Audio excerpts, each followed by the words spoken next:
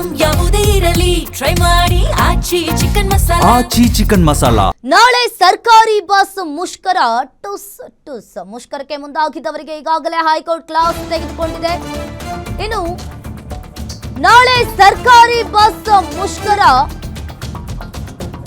ಮುಷ್ಕರಕ್ಕೆ ಈಗಾಗಲೇ ಮುಂದಾಗಿದ್ದವರಿಗೆ high court class ಅನ್ನ ತೆಗೆದುಕೊಂಡಿರುವಂತದ್ದು. ನಾಳೆ ಯಾವುದೇ ಕಾರಣಕ್ಕೂ ಮುಷ್ಕರ ಮಾಡುವಂತಿಲ್ಲ. ನಿಮ್ಮ ಸಮಸ್ಯೆ ಏನೇ ಇದ್ರೂ ಕೂಡ ಮಾತುಕತೆಯಲ್ಲಿ ಬಗೆಹರಿಸಿಕೊಳ್ಳಿ. ಸಾರಿಗೆ ಸಂಘಟನೆಗಳೊಂದಿಗೆ ಸರ್ಕಾರ ಚರ್ಚಿಸಲಿ. ಇನ್ನು ಮುಷ್ಕರವನ್ನ ಯಾವುದೇ ಕಾರಣಕ್ಕೂ ಕೂಡ ಮುಂದುವರಿಸಬೇಡಿ. ನಾಳಿನ ಮುಷ್ಕರಕ್ಕೆ ಈಗಾಗಲೇ ಹೈಕೋರ್ಟ್ ಕೂಡ ಬ್ರೇಕ್ ಹಾಕಿರುವಂತದ್ದು. ಇನ್ನು ಗುರುವಾರಕ್ಕೆ ವಿಚಾರಣೆಯನ್ನ ಹೈಕೋರ್ಟ್ ಮುಂದೂಡಿದೆ. ಇನ್ನು ಒಂದ್ ಕಡೆ ನಾಳೆ ಸರ್ಕಾರಿ ಬಸ್ ಮುಷ್ಕರಕ್ಕೆ ಈಗಾಗಲೇ ಬ್ರೇಕ್ ಬಿದ್ದಿರುವಂತದ್ದು. ಇನ್ನು ಮುಷ್ಕರ ಮಾಡದಂತೆ ಹೈಕೋರ್ಟ್ ಇಲ್ಲಿ ಖಡಕ್ ಆಗಿ ಸೂಚನೆಯನ್ನ ನೀಡಿದೆ. ವಿವಿಧ ಬೇಡಿಕೆಗಳನ್ನ ಈಡೇರಿಸುವಂತೆ ಆಗ್ರಹಿಸಿ ಈಗಾಗಲೇ ಸಾರಿಗೆ ಸಂಘಟನೆಗಳು ಇದೇ ಮೇ 20ರಂದು ಕರೆ ನೀಡಿದ್ದ ಮುಷ್ಕರಕ್ಕೆ ಈಗ ಕರ್ನಾಟಕ ಹೈಕೋರ್ಟ್ ಬ್ರೇಕ್ ಅನ್ನ ನೀಡಿರುವಂತದ್ದು. ಇದರಿಂದ ಸಾರ್ವಜನಿಕರು ಇಲ್ಲಿ ನಿಟ್ಟುಸಿರು ಬಿಟ್ಟಿದ್ದಾರೆ. ಒಂದ್ ಕಡೆ ಇನ್ನು ಮುಷ್ಕರ ನಡೆಸದಂತೆ ಸೂಚನೆಯನ್ನ ನೀಡಿರುವ ಹೈಕೋರ್ಟ್ ಸರ್ಕಾರದ ಜೊತೆಗೆ ಮಾತುಕತೆಯನ್ನ ನಡೆಸುವಂತೆ ಈಗಾಗಲೇ ಸೂಚನೆಯನ್ನ ನೀಡಿದೆ. ಕಳೆದ ಬಾರಿಯೂ ಕೂಡ ಸಾರಿಗೆ ನೌಕರರು ತಮ್ಮ ಬೇಡಿಕೆಗಳನ್ನ ಈಡೇರಿಸುವಂತೆ ಸರ್ಕಾರಕ್ಕೆ ಮನವಿಯನ್ನ ಮಾಡಿದ್ರು. ಅವಾಗ್ಲೂ ಕೂಡ ಇದೇ ರೀತಿಯಾಗಿ ಪ್ರತಿಭಟನೆಯನ್ನ ಮಾಡಿದ್ರು. ಆದ್ರೆ ಈಗ ಮತ್ತೆ ವಿವಿಧ ಬೇಡಿಕೆಗಳನ್ನ ಈಡೇರಿಸುವಂತೆ ಸರ್ಕಾರಿ ಸಂಘಟನೆಗಳು ಈಗ ಮೇ 20ರಂದು ನೀಡಿದ್ದ ಮುಷ್ಕರಕ್ಕೆ ಕರ್ನಾಟಕ ಹೈಕೋರ್ಟ್ ಈಗ ಬ್ರೇಕ್ ನೀಡಿರುವಂತದ್ದು. ಒಂದ್ ಕಡೆ ಸರ್ಕಾರ ವರ್ಸಸ್ ಸಾರಿಗೆ ನೌಕರರು ಅನ್ನುವಂತಾಗಿದೆ. ಈಗಾಗಲೇ ಮುಷ್ಕರವನ್ನ ಯಾವುದೇ ಕಾರಣಕ್ಕೂ ಮುಂದುವರಿಸಬೇಡಿ. ಇಲ್ಲಿ ನಾಳಿನ ಮುಷ್ಕರಕ್ಕೆ ಬ್ರೇಕ್ ಹಾಕಿದ ಹೈಕೋರ್ಟ್. ಇನ್ನು ರಾಜ್ಯ ಸರ್ಕಾರ 12.5% ಅಷ್ಟು ವೇತನ ಹೆಚ್ಚಳ ಮಾಡಿದೆ. ಆದ್ರೂ ಕೂಡ ಮುಷ್ಕರ ಮಾಡೋದು ಸರಿಯಲ್ಲ ಅಂತ ಹೇಳಿ ಸರ್ಕಾರ ಕೂಡ ಸಾರಿಗೆ ನೌಕರರಿಗೆ ಕೂಡ ಹೇಳಿರುವಂತದ್ದು. ಮುಷ್ಕರ ಮಾಡದಂತೆ ಇಂದು ತಡೆ ಹಿಡಿಯುತ್ತೇವೆ, ಸರ್ಕಾರದ ಜೊತೆಗೆ ಮಾತುಕತೆಯನ್ನ ನಡೆಸಿ ಗುರುವಾರ ಮತ್ತೆ ವಿಚಾರಣೆಯನ್ನ ನಡೆಸೋಣ ಅಂತ ಹೇಳಿ ಹೈಕೋರ್ಟ್ ಕೂಡ ಈಗಾಗಲೇ ಹೇಳಿದೆ. ಇನ್ನು ಹೈಕೋರ್ಟ್ ಸೂಚನೆಯ ಬೆನ್ನಲ್ಲೇ ಸಾರಿಗೆ ನೌಕರರ ಜಂಟಿ ಕ್ರಿಯಾ ಸಮಿತಿ ಮುಷ್ಕರವನ್ನ ವಾಪಸ್ ಪಡೆಯುವ ನಿರ್ಧಾರವನ್ನ ಕೂಡ ಈಗಾಗಲೇ ಮಾಡಿದೆ. ಹಾಗಾದ್ರೆ ಇವತ್ತೇ ಸಂಜೆ 4 ಗಂಟೆಯ ವೇಳೆಗೆ ಅಧಿಕೃತ ನಿರ್ಧಾರವನ್ನ ಪ್ರಕಟಿಸುತ್ತಾರೆ. ಸಾರಿಗೆ ನೌಕರರ ಜಂಟಿ ಕ್ರಿಯಾ ಸಮಿತಿಗೆ ನೀಡಿದ್ದ ಬೆಂಬಲವನ್ನ ವಾಪಸ್ ಪಡ್ಕೊಂಡಿದ್ದಾರೆ. ಇನ್ನು ಬೆಂಬಲ ವಾಪಸ್ ಪಡೆದ ಕೆಎಸ್ಆರ್ಟಿಸಿ ನೌಕರರ ಸಂಘ ಕೆಎಸ್ಆರ್ಟಿಸಿ ಎಂಡಿಗೆ ಪತ್ರವನ್ನ ಬರೆದು ಬೆಂಬಲವನ್ನ ವಾಪಸ್ ಪಡೆದುಕೊಂಡಿರುವಂತದ್ದು. ಮುಷ್ಕರಕ್ಕೆ ಕೆಎಸ್ಆರ್ಟಿಸಿ ನೌಕರರ ಸಂಘ ಬೆಂಬಲವನ್ನ ನೀಡ್ತಾ ಇಲ್ಲ ಅಂತ ಹೇಳಿ ಪತ್ರವನ್ನ ಬರೆದಿದ್ದಾರೆ. ಸಂಜೆ 4 ಗಂಟೆಯ ಸುಮಾರಿಗೆ ಮುಷ್ಕರದ ಭವಿಷ್ಯ ನಿರ್ಧಾರವಾಗುತ್ತೆ. ಕೋರ್ಟ್ ಆದೇಶ ಇನ್ನೂ ಜಂಟಿ ಕ್ರಿಯಾ ಸಮಿತಿ ಕೈ ಸೇರಿಲ್ಲ. ಆದೇಶ ಕೈ ಸೇರಿದ ಬಳಿಕ ಸಭೆ ಸೇರಿ ಮುಂದಿನ ತೀರ್ಮಾನವನ್ನ ನಾವು ತೆಗೆದುಕೊಳ್ತೀವಿ. ನಾಳೆ ಮುಷ್ಕರ ನಡೆಸೋಕೆ ಮುಂದಾಗಿದ್ವಿ.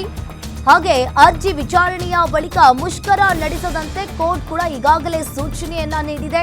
ಕಳೆದ ಬಾರಿಯೂ ಕೂಡ ಕೋರ್ಟ್ ಇದೇ ರೀತಿಯಾಗಿ ಆದೇಶವನ್ನ ಕೊಟ್ಟಿತ್ತು. ಇಂದು ಸಂಜೆ 4 ಗಂಟೆಯ ಸುಮಾರಿಗೆ ಸಭೆ ಸೇರಿ ಮುಂದಿನ ತೀರ್ಮಾನವನ್ನ ಮಾಡ್ತೀವಿ.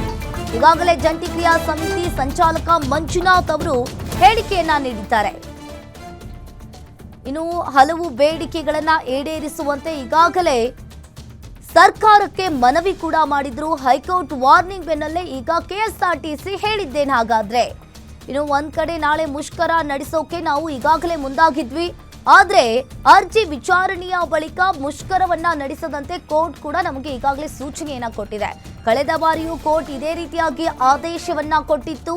ಸಂಜೆ 4 ಗಂಟೆಗೆ ಸಭೆ ಸೇರಿ ನಾವು ಮುಂದಿನ ತೀರ್ಮಾನವನ್ನ ತೆಗೆದುಕೊಳ್ತೀವಿ. ಜಂಟಿ ಕ್ರಿಯಾ ಸಮಿತಿ ಸಂಚಾಲಕ ಮಂಜುನಾಥ್ ಅವರು ಹೇಳಿಕೆಯನ್ನ ನೀಡಿದ್ದಾರೆ.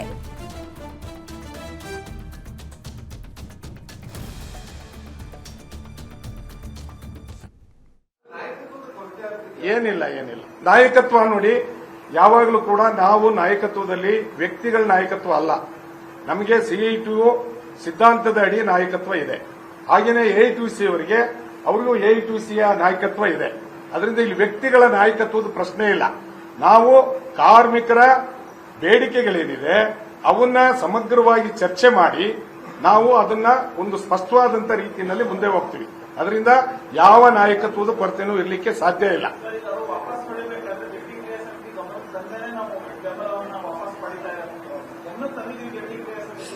ಸರ್, ಈಗ ನಾನೊಂದು ಮಧ್ಯಪ್ರವೇಶ ಮಾಡ್ತೇನೆ. ಈಗ ಇದು ಒಂದು ದೀರ್ಘಕಾಲಿಕ ಪ್ರಶ್ನೆ.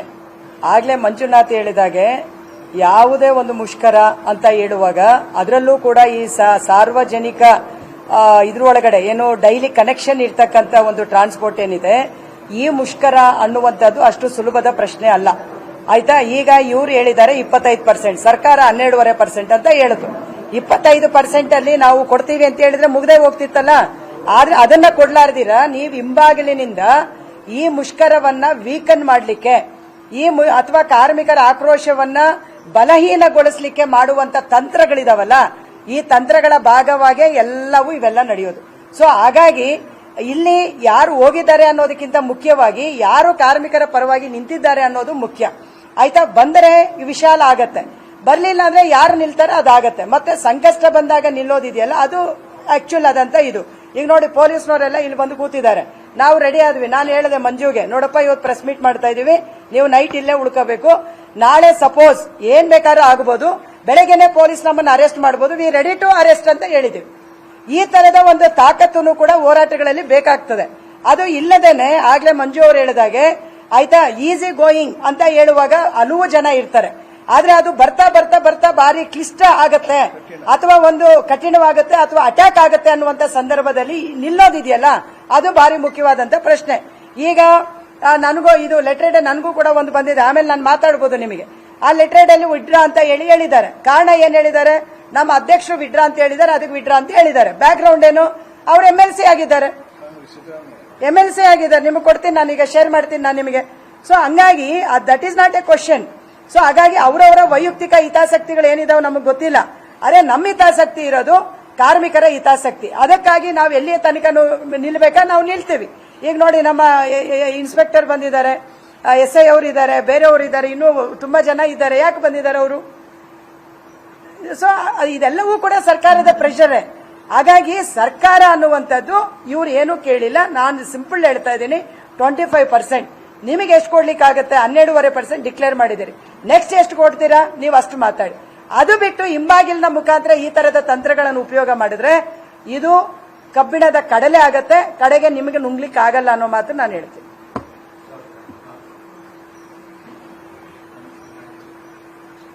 ಸರ್, ಇವರು ಪರಮೇಶ್ವರ್ ಅಂತ ನಮ್ಮ CITU ಖಜಾಂಚಿ, Malini Mesra CITU secretary, Raghavendra CITU secretary, ನಮ್ಮ ಸದಾನಂದ ಸ್ವಾಮಿ ಅವರು ಜಂಟಿ ಸಮಿತಿಯಲ್ಲಿ ಇರ್ತಕ್ಕಂಥ ಒಬ್ರು ನಾಯಕರು.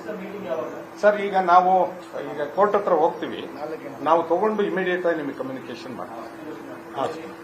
ಸರ್ ಕರಿತೀವಿ, ಎಲ್ಲಿ ನಿಮ್ಮನಿಗೆ ಅನುಕೂಲ ಆಗುತ್ತೆ ತಕ್ಷಣ ನಿಮಗೆ ಹೇಳ್ತಾರೆ ಸರ್, ಹೇಳ್ತೀವಿ, ವಿಷಯ ತಿಳಿಸ್ಕೊಡ್ತೀವಿ. ಅದೇ ದಯಮಾಡಿ ನಾನ್ ತಮ್ಮ ಹತ್ರ ರಿಕ್ವೆಸ್ಟ್ ಮಾಡೋದು, ನೀವು ಇಷ್ಟು ಕಷ್ಟಪಡ್ತೀರಿ ನಮಗಿಂತ, ನಮಗೆ ಗೊತ್ತಿದೆ ಎಲ್ಲಾ ಸ್ಟ್ರಗಲ್ಸ್ ಅಲ್ಲೂ ಕಾಫಿ ಇಲ್ದಿರಾ ನೀರಿಲ್ದಿರಾ ಗಂಟೆಗಟ್ಲೆ. ಆಯ್ತಾ? ಈ ತರದ ಕಾರ್ಮಿಕರ ವಿರುದ್ಧವಾಗಿ ನಡೆಯುವ ಸಂಚಿದೆಯಲ್ಲ, ಇದನ್ನೆಲ್ಲರೂ ಬಯಲ್ಗೆಳಿಬೇಕಲ್ಲ. ಈಗ PIL ಯಾವ ಕಾರಣಕ್ಕೆ ಸರ್ PIL ಹೇಳಿ? Last time PIL, last time